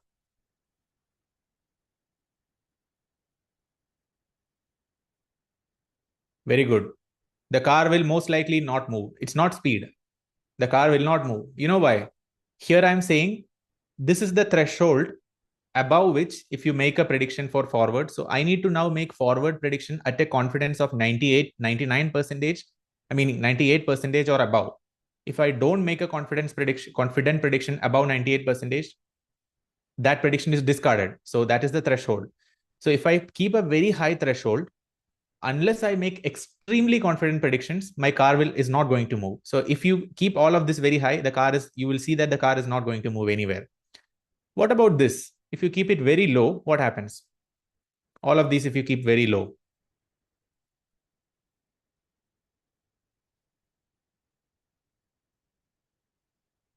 What will happen is your model is going to make a lot of underconfident predictions. Then the car will keep on moving even when it makes a prediction which is 20% confident, it will keep moving randomly. So in an ideal world, this should have been, this should have been at all at 50%, because the threshold typically for a binary prediction, whether it should move to the right or not move to the right. So forward meaning whether it should move forward or whether it should not move forward. Left meaning whether it should move to the left or whether it should not move to the left. So basically, if you are using sigmoid in your final activation, if the value predicted by sigmoid is 0.6 to the left, it means if the left threshold is 0.5, it will move to the left because 0.6 is greater than 0.5. But if my sigmoid probability for the left is, let's say, 0.4, because it is lower than the threshold, it will not move. So because my training data quantity is limited, I had only 60 episodes recorded. What happened is I had to manually find some thresholds which actually work for my training data, which is the reason why if you refresh this, it will show thresholds like for forward, I think it's 0.5 only, but for left and right, it's slightly different. For forward, I have kept it 0.5. For left, is 0.4. For right, it is 0.35. This I just figured out for my training data through trial and error.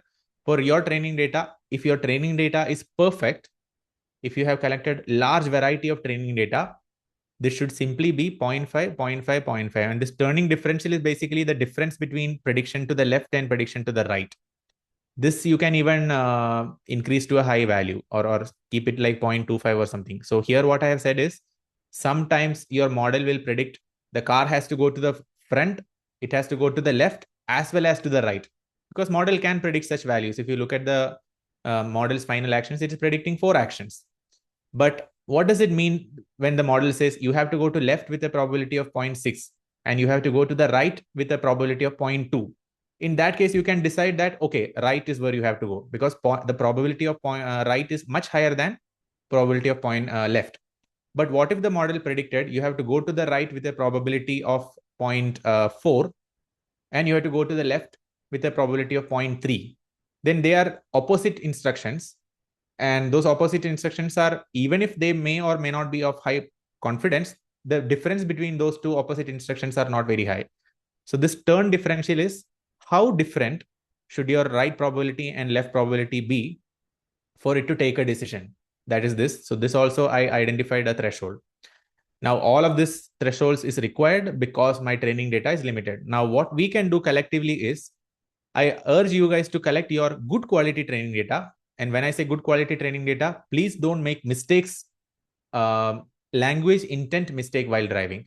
If you are keeping always keep left, drive through the left, but while driving, show all varieties of driving, meaning show driving like a drunk person, show driving like a person who does not know how to follow the lane or who does not know how to turn properly. Show all of that. And then in this folder, in this live training data folder, please add your training data. Okay, so this, I'm just sharing the link. Okay, many people have already added. Thank you so much. So now all of you, what you can do is go to the Google Colab notebook. And if you have Google Colab Pro, you can use the GPU, whichever GPU is available. So here I'm going to change my runtime type to GPU, but it's not really needed. You can use whatever default option you have. And then run the code. I will explain the code briefly. It's very simple code anyways. The first block of the code is for uploading the JSON files, right? So here you will see a button once this is connected. You will see a button called select files. So here you click to select the file. And what you have to upload here is all the JSON files. So if I have like this fork road data March 28, I have to upload all these 60 JSON files, how many ever number you have. So what you guys can do is, since we have this nice training data from all of your experiments, I will upload my experiments also here. So we can have a very big 200 or 300 experiment data. And please don't make it biased, meaning if you are doing 10 experiments on the left, try to do 10 experiments on the right also, so that we have enough training data. Then we can use this folder for all of our training. And let's see how good the car works. I'll also post an assignment regarding this. And then once this data uploading is done, then the first thing that is done is figuring out the intent and actions. So from the JSON, automatically the code will detect what are the intents and what are the actions. The code will automatically convert the base 64 format image into actual images, which can be sent into the tensor format. So this is the block for converting base 64 image into tensors. I'm not spending too much time here because this we will do in the upcoming lectures anyway. But I just want to show you the process now so that you can get a flavor for vision language action. Then some data augmentation I have added to make sure that in case if I have huge number of forward movement data that compared to left or right, some augmentations and some weighting I have provided. I'll go about the details about this later because this we will be anyway doing for the rest of the course. And my simple VLA architecture consists of a CNN language encoder with this code I wrote with Cloud Code. I did not write it myself. I mean, by the way, nobody should write code yourself, and we can go through code walkthrough and we can write the code ourselves. Especially this part of the code is worth writing, this block, because this defines the neural network architecture. So this should be kind of under our control. So whenever we write neural network architecture, our manual effort is in this block. Rest of the things are all written using Cloud Code or whatever model you use. Because rest of the things are just artifacts of your link to the Colab is also on the portal, on the website. And then finally, it will simply run the model. It will plot the validation loss. So validation loss is continuously decreasing, I hope. Yeah, 0.49 to 0.35. This is not the best training data, by the way, and validation accuracy is reaching around 80%. Then last block is basically downloading the model in JSON format. Okay, let me come back to a question that I asked you earlier. This model.json is not your typical weights and biases which can be executed in Python. This model.json is executed by the browser, right?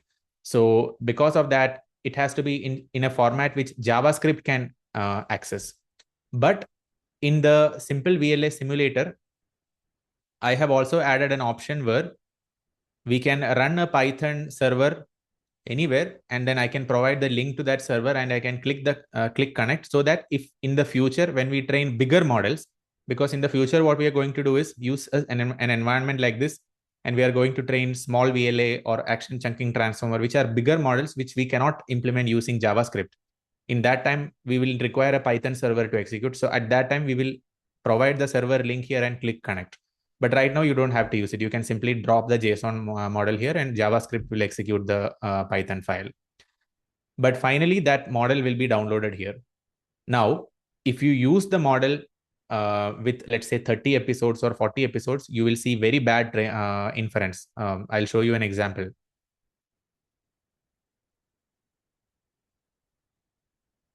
I wish I could show you a good inference example right now. I will record a video after my Zoom call is done so that my system is a little bit in good shape. But let me show you. Okay, this model 11.json is something which I trained right now.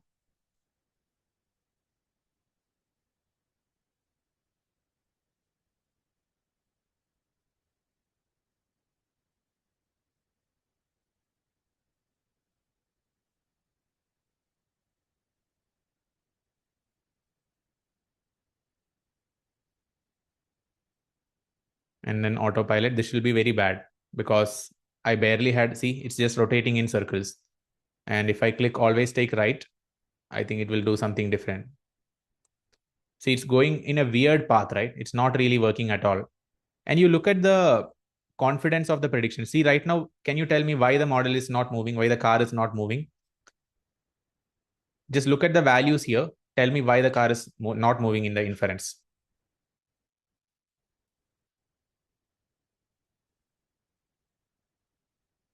So right now we are in the inference mode. Car seems to be completely stuck simply because this is the confidence score for forward movement. It's 0.45. The threshold is 0.5. So now if I want the car to move, I can just reduce this, okay? Then the car will of course move, but then it may get stuck at a later point. 0.45. Okay, now it is really not moving. Maybe because my thing is stuck. But ideally, the predicted value of confidence, if it is greater than the threshold confidence, it should move in that direction. Okay. Yeah. Everything need not cross the threshold. Only even if one of them crosses the threshold, it will move in that direction. Now, it'll be great if you guys can try my training, the model which I had provided in the Google Colab notebook, which is this, and let me know for how many of you it actually works. this train model for forked road.json. Okay. So this is an example of something called as imitation learning, where an expert, as we were discussing before, let me go back to the slides.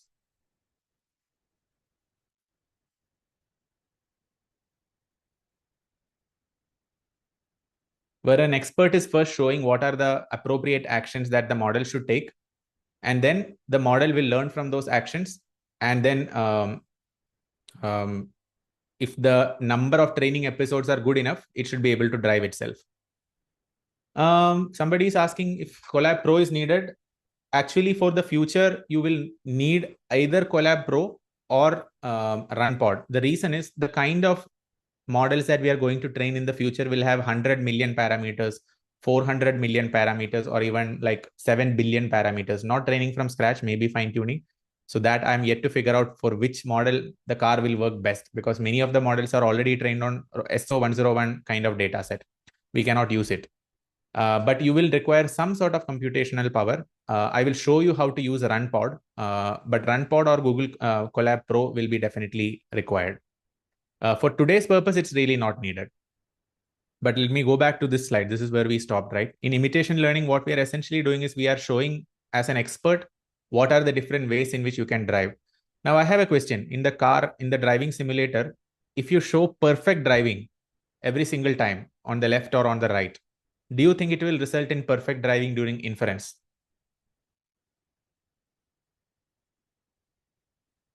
In inference, it will not work simply because in inference, the prediction could be depending on the weights and biases, and it may not be exactly like what the training data looks, right? Now, let's say the car moves to the left and it goes slightly out of the road. If that example is not provided in your training data, where you also drive outside the road and then you teach how to come back, if that is not part of your training data, your car will never learn how to recover once it makes a mistake. So that is a problem with imitation learning. You have to also, as an expert, show various ways in which you can accomplish the same task. Otherwise, once the mistake is made, the car will never recover. So one of the assignments which I will be posting on the website after this will be collect a large number of, as large as possible, large number of training data set. You can use the Google Drive folder. That common folder link also I will post in the website dashboard. Use that folder data to train your model. Then see if the car is actually able to drive smoothly or not. Do not use the other two maps, the city drive and the curved road. That is, I'm reserving it for future lectures. But use the fork road and train on left-hand side and right-hand side. If the car is not driving properly, you should analyze why is that the case and what changes you should make in the whole setup. But otherwise, if it is driving properly, record a screen of your computer and then post it as the assignment solution. Let's look at this question. A VLA uses action chunking with k equal to 20 at 10 hertz. Car approaches a sudden obstacle that was not in the training data. What is the disadvantage of a large chunk size? So there are various types of action chunking transformers. Some of them execute all the chunks. So if it predicts 10 chunks, it executes all the chunks. Some of them predicts 10 chunks, but by the time 5 are executed, another set of 10 chunks are predicted, right? But in this case, in typical case, you have to wait until 2 seconds of actions to finish execution. So this is one issue of action chunking transformer where, the chunk length, if it goes increasing, if a mistake is made in between, if suddenly the condition changes, the model cannot correct itself. So these are the most famous models, and we will not be discussing any other models unless some revolution happens in the next 8 weeks. These are the models that we will be broadly discussing, apart from the custom models that we will build as part of this course. So RT2, OpenVLA, Pi0, Octo from Berkeley, Small VLA, and Alpha Mayo. The difficult thing about these models, every single model here are trained on robotic data. We will not be discussing about world models in this course because, again, the training data is primarily meant for the model that are available, primarily meant for robots, the SO101 arms. So my goal is at the end of the day, by the end of this bootcamp, you should be able to train your own TurboPi or similar model, and you should be able to drive it. And you should be able to condition on language. It should actually work. So my goal is whatever model will allow us to take us to that stage, we will learn those things, right?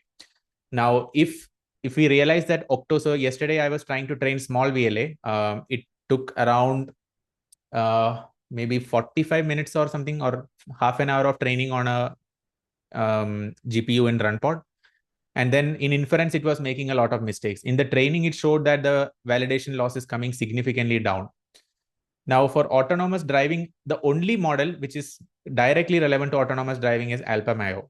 So let's go through this one by one and look at the timeline. Everything happened after 2023. So this is the paper which started everything, which is called RT2, Robotic Transformer 2. So RT2 basically is the same website which I showed you earlier. This is from Google DeepMind. And what they did is they did a lot of training episodes of robots picking and moving things, or following certain actions. So see this: move Red Bull can to H, move soccer ball to basketball, move banana to Germany. No, we will not be providing RunPod. It'll be you will have to get RunPod or Google Colab notebook access yourself. Could you share the LLM videos that are needed? Yes. I will share the LLM related background that you need to understand before. But yeah, this is what they did. They trained robots like this for various tasks conditioned on language instructions. So there is camera here. Camera will see the scene. There is a language intent. And then it is trained to perform these tasks. And then in the inference, hopefully it should do the same thing, whatever it is trained to do. And if it is trained on a large corpus of internet data, it can do generalized tasks also. So this is what RT2 introduced. It's a very big model. It's around 55 billion parameters, where there was a vision encoder, language encoder, and those two tokens are fused. And action tokens are produced finally through a decoder. Okay, so I'm not showing you the exact, this image is not from the original RT2 paper. This is a simplified version of the same image, but the basic concept is the same. But then, yeah, I just want to show you one more slide of how the training data looks like. So this is one example of the training data: the image, corresponding instruction, and action tokens. Now, if we are collecting a training data for this car, how do you think we'll collect the data? We will teach you that in the next upcoming lectures, but if we were to collect this, how exactly would the training data be collected? Let's say we want to teach the car to move along a certain path.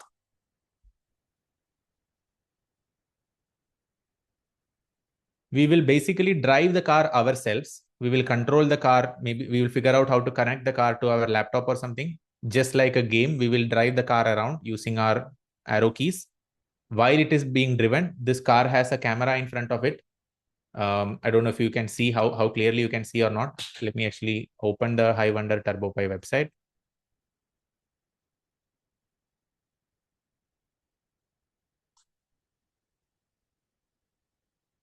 So this one is like a camera.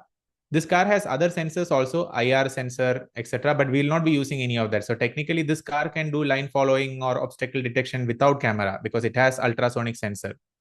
But we will not be utilizing it. We will be only using the camera. So this camera will see the vision. Then while we drive the car, we will record the corresponding actions for these 4 mecanum wheels. So these wheels are either driving forward, driving laterally, or rotating at a certain omega. So those actions we will note down. And then just like what RT2 did, we will create a sample data set like this. So for example, this is the data where some Coca-Cola can is being moved and the corresponding language instruction is move Coca-Cola can to the left. And actions are these action tokens. Another one could be actions like this. So these are data triplets.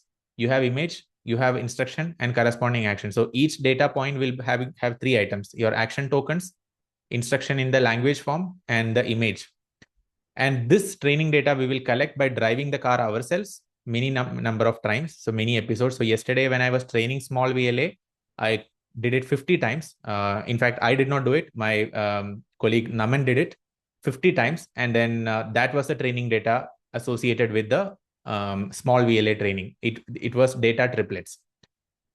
And same thing happens in other models also. So in Open VLA, which was a completely open source model proposed by Stanford, the model detail we are not going into in today's lecture. So I know that I'm going a little bit fast here. This we will discuss later, but basically it had a Dino V2 model, which was good at extracting certain type of features with like texture related or broad image related features. SIGLIP is a variant of clip. So instead of contrastive loss, here they use sigmoid based loss. And this is good at semantic meaning in the image. And then these two are sent into a Llama 2 backbone where language instruction also is sent. So these two modalities, language modality and image modality, is fused. Then there is an action decoder, which will produce the action tokens, right? So this is the open VLA architecture. Don't worry about understanding the architecture or anything right now. Just be aware of the existence of these four or five models. Octo is very small.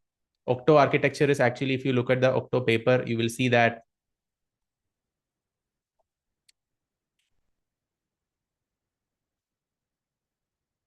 the architecture is extremely simple. It's only 94 million, 50 million to 90 million roughly on that order of magnitude. So this is the figure 2, I think.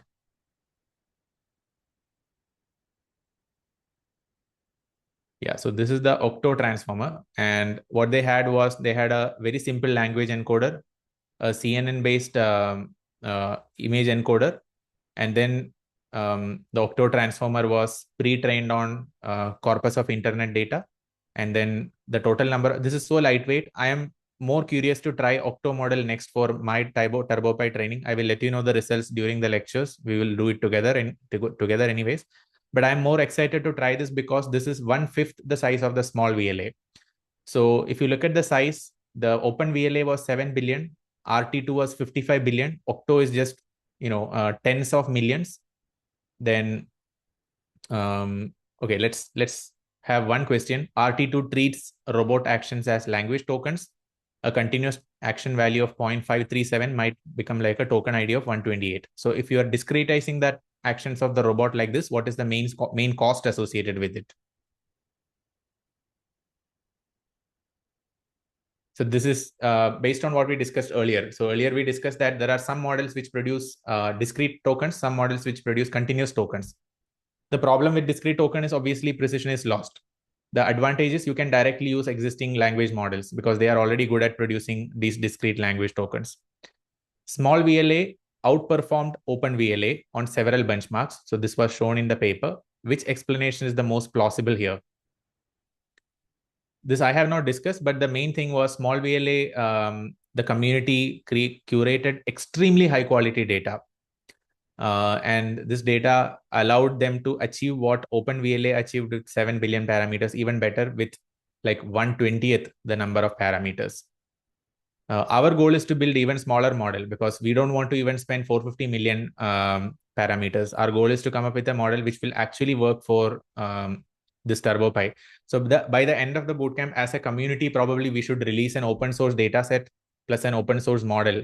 Maybe we can also write a paper based on that for driving, because on internet it doesn't exist. It's very difficult to find. So there is a huge gap which we can fill. Not for actual self-driving car purpose, but more like more like a research purpose, because this will definitely not be used for the actual full scale cars. Targeted skill post training of OpenVLA solve this issue. OpenVLA is it's very expensive actually. You need a lot of data set to even train the action decoder part. It's very expensive. Plus, from our experience, so I have been training small VLA for some time now. It's not easy to get the kind of results that we need. My thinking is for simple tasks that we will define, simple task meaning, see, think about this. Unlike a robot has to grip exactly. It has to drop things exactly, right? It needs to be extremely precise and it has 6 degrees of freedom. Here, the car, whatever we instruct, at the end of the day, what it's going to do is it's going from point A to point B. It will track a path, right? So my gut feeling is we don't need such a big model trained on such huge corpus of internet data to get the results that we want. We can get it with much smaller models is what I'm thinking. So first we will be working on smaller models to first get the car to work, and then we will look at the layer robot framework, which you guys are also probably learning if you are part of the minor in robotics. You are learning it from VLA and world models. So same framework we can adopt here. Pi0 is another model where the idea of flow matching, which we will not be discussing in this course. It is discussed in the VLA plus world models course. But it's one of the newest approaches for predicting actions. And would the answer change if the focus is not our project? Okay, you mean whether if the training data associated with the car is like a real car, maybe like a Carla data set or something like that. Is that what you're asking, Rahul? If the training data was Carla data set, would we use small VLA and could we train it? I think so. The only thing is still the large amount of small VLA data is not on cars. So if you were asking this regarding Alpha Mayo or something like that, some model which is specific or open drive VLA. So there is some model called, instead of open VLA, open drive VLA. It's not a very famous paper, but this is something which is targeted towards driving. If we were to use models like this, yes, my answer would be, yeah, you can use the model directly and fine tune on top of it. But I am a little bit skeptical how well will these cars be able to generalize from robotic training data, even in presence of fine tuning. But yeah, but let's see what happens. We will figure out as the training progresses.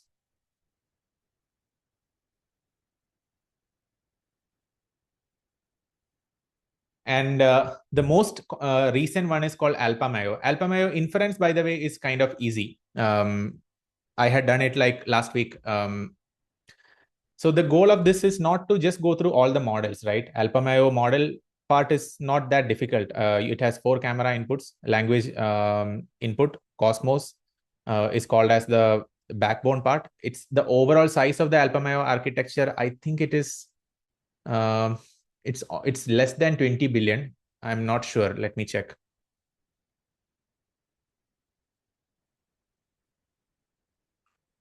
Parameter size.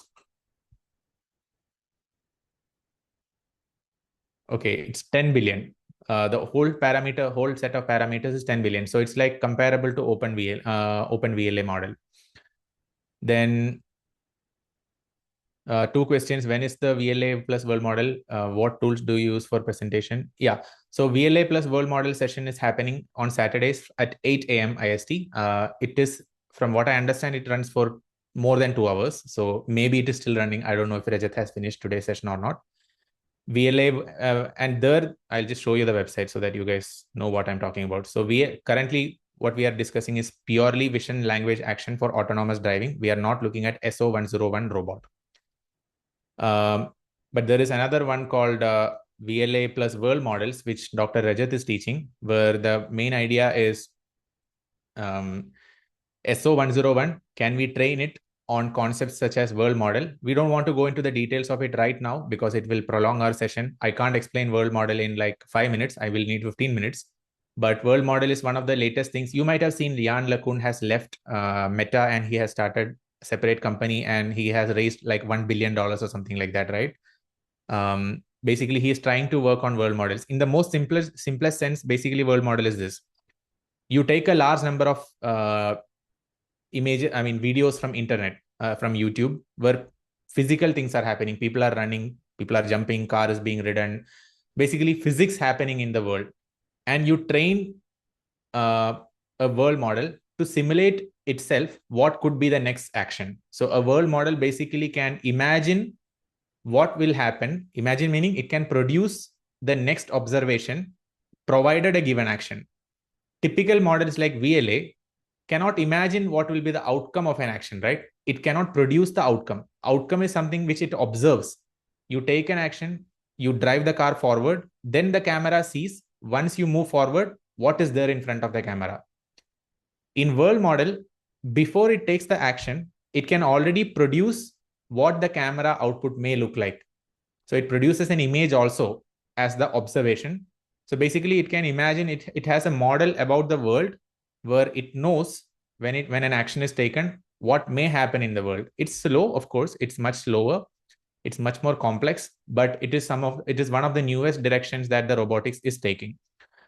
In self-driving cars, I don't think directly world models are used. Maybe for testing they are using it, but for driving it is still predominantly vision-based models. Will you discuss Alpha Mayo from first principle, layer by layer, and write code from scratch? No, I will not be doing that because that will detract us from our main task. Our main task is to get this work on our car, but I can have a separate session outside of this bootcamp.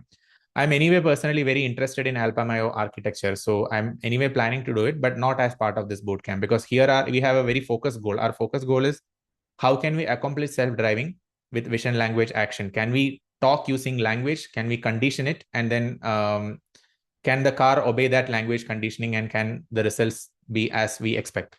So that is a singular goal. So this is in one single glance. The models RT2 came in 2023, OpenVLA in 2024, Octo from Berkeley came in 2024 as well. Then the latest is Alpha Mayo 2026. It was literally a few months ago. So out of this, one of the models that we are very excited about is Octo and small VLA, because of the size of these models. Small VLA is working to some extent, not perfectly. Hopefully in another 1 or 2 weeks, we will have really good results. I will teach you how to do it. Then yeah, this we already discussed, the VLA driving simulator. So I jumped a little bit ahead to the fourth section before finishing the third section, because I really wanted to you guys to go through the simulator. So we have already extended the time by around half an hour, but I will mention a few things for the next week. So today's session was just to give you a flavor of how we may work in VLA. So the things that you have to get ready is, if you have access to hardware, try to get ready with a TurboPi or any model which you can get from Amazon, which has sort of like mecanum wheels. If you don't have the ability to get a hardware, it is okay. We are preparing the simulation environment where you can work. The simulation environment will allow you to pretty much implement similar models, so that same type of actions which the hardware is taking, this simulated environment will take. There are simulated environments like Isaac Labs, Mujoko, which I want to cover. But before all of that, I want you to have a simpler simulation environment, which is like one click. So you go to a website and run the simulation. So the task for you guys this week is the following. I will post 2 papers for you to read, not fully, just the abstract and the figures of the paper. So 2 papers I will post. The third assignment which I will post for you guys is the proper training with the training data we are collectively creating. So my goal is, with the real hardware, I don't know how many of you will actually get the real hardware, but once you have the real hardware, my goal is I will record a lot of episodes from my office. You guys can record a lot of episodes from your house or wherever you are at, and we can collectively create maybe 1,000 episode data set, which we can put in open source. Such a data set does not exist on the internet. So we can create probably the biggest data set, training data set in the world for models like this. Amazon link, you can look at any model. I don't have links right now, but I can find some links and post it. But if you find any car, you just search Raspberry Pi remote controlled car. You can come across a lot of different options. So simulators, let me just put, one is called Isaac Labs. Second is Mujoko. So these 2 are simulator environments, but I will not be jumping into the simulator environment, because I realize that our own custom simulator environment is an even better environment, because in our environment, we can teach the car to perform imitation and the model. So what we will need is, yeah, exactly. So this simulation environment is not at all easy to, execute if you don't have computational power. So what I'm going to do is mostly we will be working on a lightweight environment, because I need full control on the environment. Otherwise, it's very difficult for us to do simulation. The easiest way to have control on the environment is performing things in JavaScript. So that's the reason why I use Three.js. And the only difference is the 3D car which we are using in the simulation is not a 3D replica of this. But it does not matter. It doesn't matter whether it's a replica or not, as long as the actions are similar. If 3 actions are being simulated, Vx, Vy, and Omega, if that is the case, then our simulation environment will work perfectly. So please, guys, run your experiments, collect as much training data as possible in the simulation environment. I'm hoping to see some beautiful videos of your cars driving itself in the inference. And one more thing is, I'm building the Python backend where even bigger models. So in future, when we have small VLA, you can't run small VLA just using JavaScript. So I will create a Python server where we can run bigger models in inference, and you can connect that server to this front end so that the environment will not crash. But yeah, my experience is this: if you have 5 or 10 or 15 training episodes, it doesn't work properly. If you have 50 or 60 training episodes, it start working properly. And my gut feeling is that by the time you have 100 training episodes, 50 corresponding to left and 50 corresponding to right, and if there is good variability in those episodes, I think the car will work perfectly. So I will also use the training episodes that you guys are adding to the Google Drive, so that we can collectively have some proper training data. But please keep this in mind. Our goal is by the end of the bootcamp, we should have a very comprehensive training data for models like TurboPi with mecanum wheels. It should be utilized. People should be able to use it for any data, but we should have one of the biggest episodes, maybe 1,000 episode training data by the end of this bootcamp. How to catch up on neural networks discussed, coming from mech background. So that I will share. Neural network background is completely maybe one more level fundamental before the transformer background. So that also I can share. You just drop us an email. I'll share with you. Otherwise I'll forget. I'll definitely put the content related to transformer architecture. We have a very nice transformer for Vision series. And Amazon link also, can anyone remind me on email? I'll just, whatever Amazon links I can find, I will share with you guys. This, for those of you who are in India, this model is available. So this one I imported from Hong Kong or something. This came from Hong Kong. So it took around 2 weeks. You will not get it immediately. So think about a 2-week timeline. One issue that I encountered is I had to pay like, I think $60 or something as the import cost, the shipping cost. But if any Indian manufacturer is having the same thing, you can get it from an Indian, not manufacturer, like if any Indian company is selling something similar, for those of you who are in India, you can get it from that. For those of you who are in the US, I'm sure on Amazon or from this website itself, you can get it shipped. With Raspberry Pi, we need robot. Since you have Raspberry Pi, yeah. If you already have Raspberry Pi, you can order the robot without Raspberry. So basically, this robot, and on the top of it, you can attach. My screen is getting blurred, but on the top, you can directly attach Raspberry Pi. Plus, it will also require an Arduino. If you don't have Arduino, you might require an Arduino. So the exact specifications I will share on the website portal. For those on the minor in robotics plan and for those on the VLA for Autonomous Driving Pro, I will share the Discord link. You guys can join Discord. I will put it in the course.